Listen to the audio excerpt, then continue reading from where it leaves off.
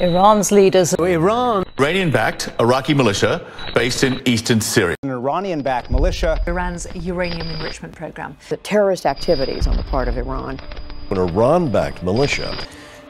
2 people were killed during protests in the capital, Tehran. Islamic Republic's repression of its opponents and human rights record.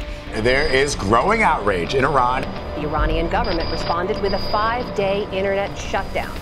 There is only one signatory to the NPT, only one, that has been unable to convince the International Atomic Energy Agency that its nuclear program is for peaceful purposes.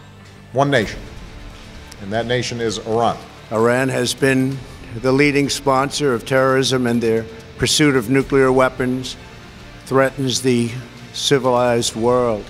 That many of the actions that Iran has undertook and is undertaken in the region, we definitely do not believe is something positive. On the contrary. It's hard to find a conflict or a terrorist group in the Middle East that does not have Iran's fingerprints all over it. Iran's human rights violations are worse than unacceptable. Arming the Houthis with missiles with which they attacked innocent civilians, arming Hezbollah with missiles which again they used to attack innocent civilians, sustaining the Assad regime in Syria, one of the most brutal and barbaric regimes in the world. It's terrorism, it's support for proxies, it's human rights abuses. Iran continues to intimidate, harass and arrest members of minority faith groups.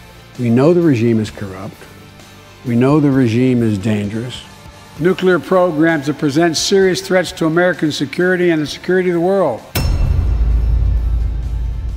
Human rights for the people of Iran, comprehensive embargo of the religious dictatorship, and recognition of the Iranian people's resistance for freedom and democracy.